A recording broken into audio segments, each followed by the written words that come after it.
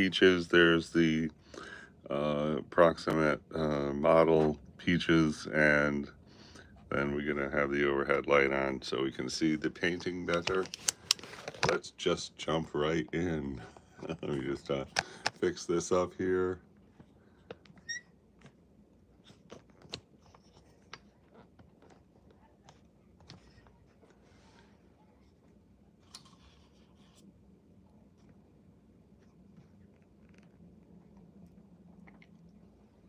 We've made a lot of progress, and this is compliments of the cute little cat. I guess he walked around on the paint and then made a, that's his footprint. Anyway, we're trying to um, get richness, depth, and translucence here. We're taking our time. That's why you see these white areas, because you know we're trying to build form, and it's good to leave some white areas in there. I guess I'm gonna try to hit this one a little bit more, and we're just gonna start with this like yellow. You see a lot of yellow green there. It's better to try to you know, get those colors on there before we start a bunch of red washes. You know, this is looking okay. Let's see if we can,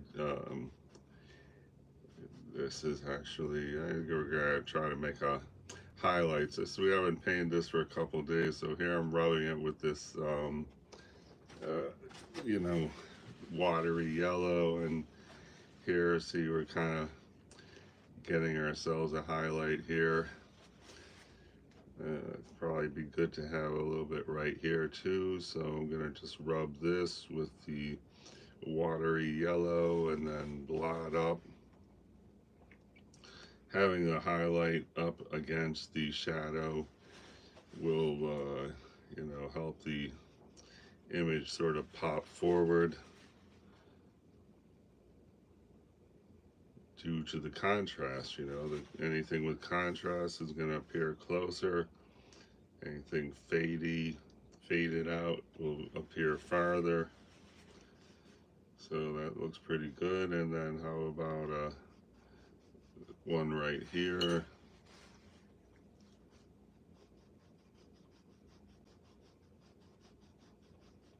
This is just clear water.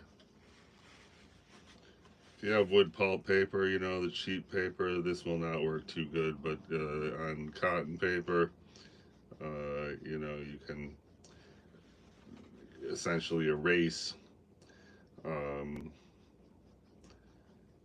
just by rubbing with water and blotting up. So that is a nice area right there. And thank you everyone who joined today. I hope we can paint fast enough that it's an interesting thing to be hanging out here. Here I'm mixing blue with I think they call those something like hematite, and I'm gonna try to reinforce this shadow a little bit.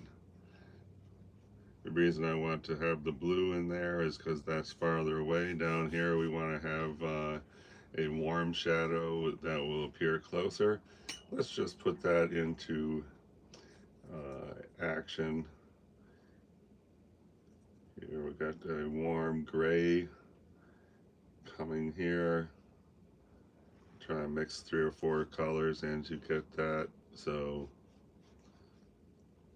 that might be a bit exaggerated. Or not, I don't know. It definitely comes forward compared to that, right? And let's see what else. I guess I'm going to go up here and sort of smear this a little bit. Adding more water. This, we just want it to kind of like fade into the, oh wow, that definitely is coming forward, right? I don't know if it looks great, but it certainly doesn't hurt. Now I'm going to go more on the cool side of that spectrum here by mixing blue with the very same color. And so what we want to do here is this is supposed to be farther away, so now we're reinforcing this one, and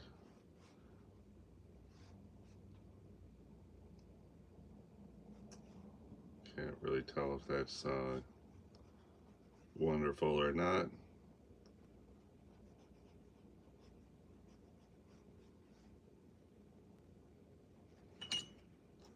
And this is kind of weird. I'm just gonna sort of make that go out. And there's a highlight right there in the shadow, so I'm just going to sort of blot this up there and there. Now, boom, we got that highlight in the shadow. Not precisely wonderful. That looks pretty good there. And I think we should continue this down here. Okay, that looks good. Oh, now we got a lot of components in that shadow, and so it's kind of in its own little way has some depth. Jonathan Cruz, thank you very much for the compliment. Very much appreciated. Okay. Um, this right here is kind of a blunt end to that shadow. I think I'm going to take the, let's see, yeah, try this. This brush came with something I just got. I forgot what. I think when I got this palette here, it came with this brush. I don't know. It's a Transcend 000 art brush. So I'm gonna get that dark gray we just had, and I'm trying to make this into a finer point. Let's see if that works.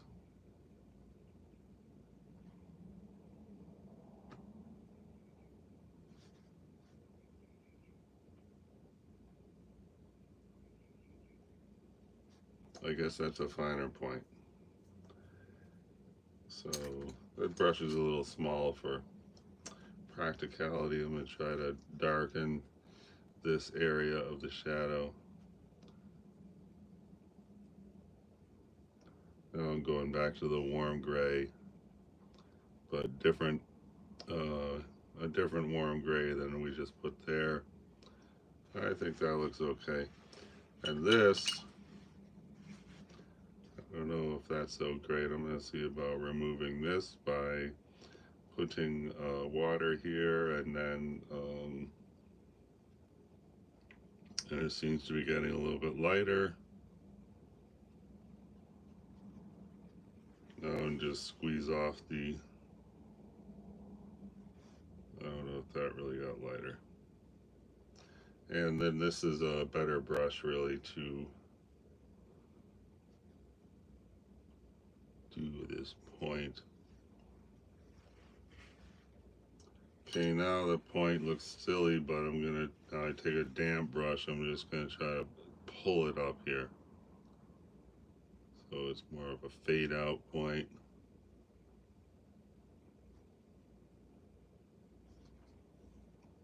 Oh, that's a lot better. Okay, and then sort of shade this bump. So yeah, it looks a lot better. So try to go even a little more. Alright, that's starting to look pretty good. I hate to have a line anywhere on a watercolor, but in this instance, I think we're doing ourselves a favor. Okay, now we're looking at a yellow thing right here, which is, this is actually a highlight around, so, you know, it's kind of going shaped like that. So I'm gonna just try to hit that, because where it came to this thing, sort of wrinkle thing here, we kind of missed the boat. So I'm trying to hit this a little bit.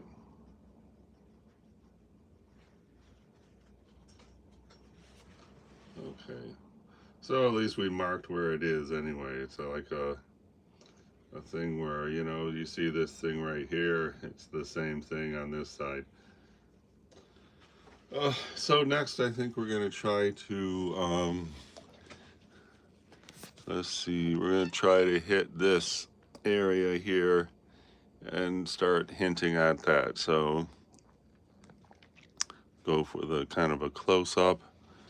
All right, so this is going to take, you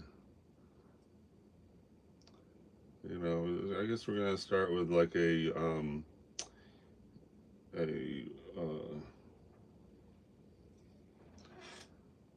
like a Payne's gray that we want to lean towards brown with one and lean towards green with another. I'm just going to start this. This is a very important step here because this is going to hopefully really pop and be a central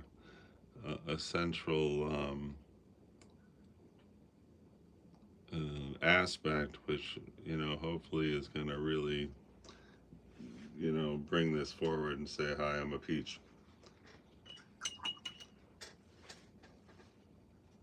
So now let's do the brown. Okay, here I'm mixing the hematite red with, this is a new color I just got.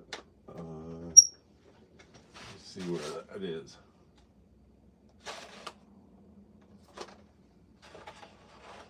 In this massive, beautiful organization.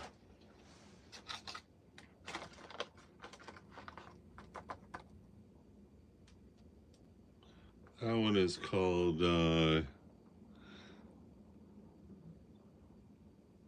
quinacridone Deep Gold.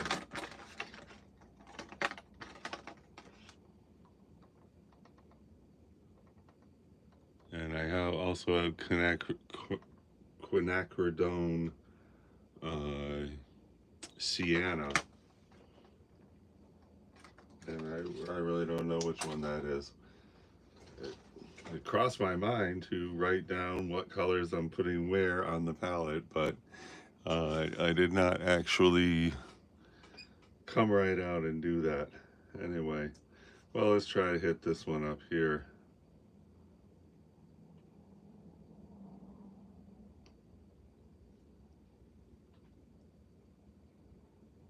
Okay, and then this has a brown. Trying to leave a white speck right there because once we put that stem in, we definitely gotta have some contrast, or it's just gonna kind of blend in there. Anyway, next let's try to get the green aspect of the stem.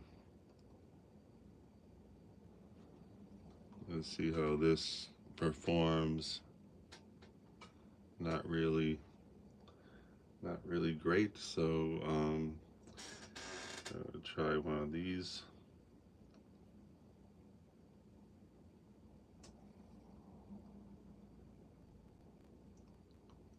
This is like sea green with Hansa yellow. Let's see if that comes out better. Well, that's definitely green. And here we've got a green thing like this, and we're just gonna, as far as that nice loose thing we had happening, I guess that's the time to say goodbye to that.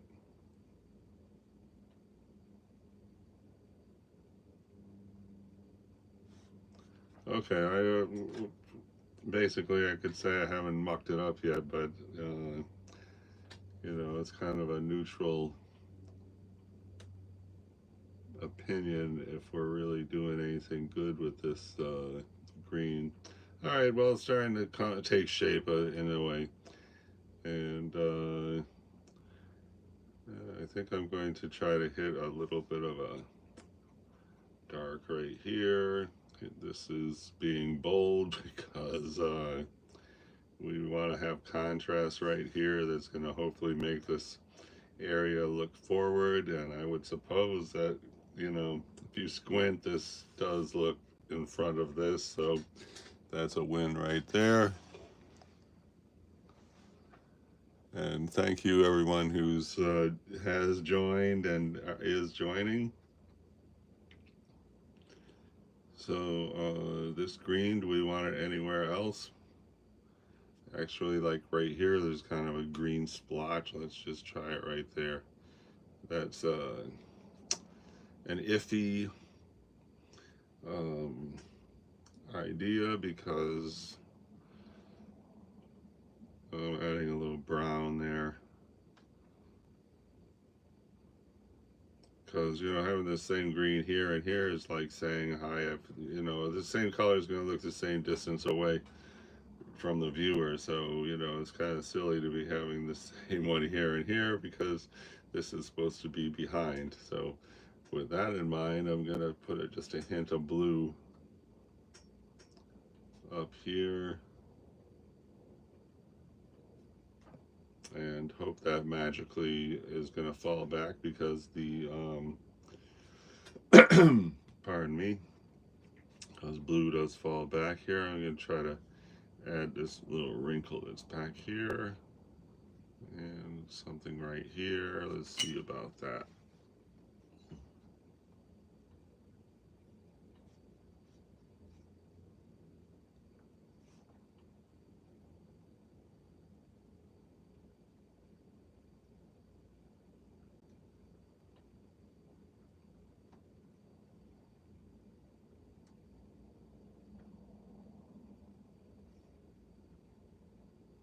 This thing that the cat made, we're just going to ignore it because I don't see it going away.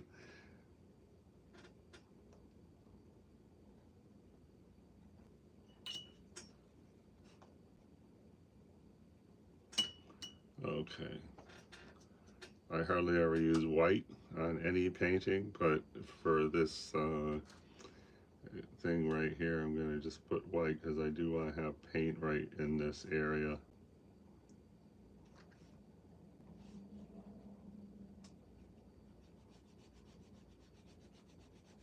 And I did try to remove that, but it did not get removed, so I don't think it's ever going to go anywhere.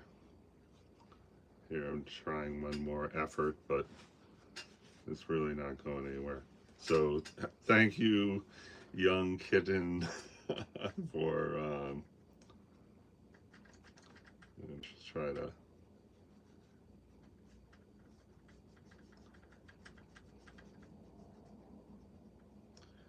let's see here.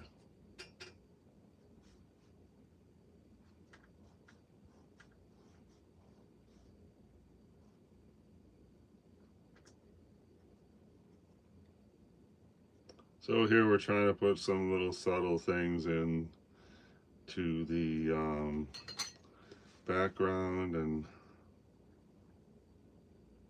that looks all right. I don't really know about this hard edge we got here, but I can sort of soften it, and that looks pretty good. Try to reinforce this. This is a warmer tone. We're trying to make this look in front of this, so I'm going to just sort of block this out a little bit. Good, and then have this come up here.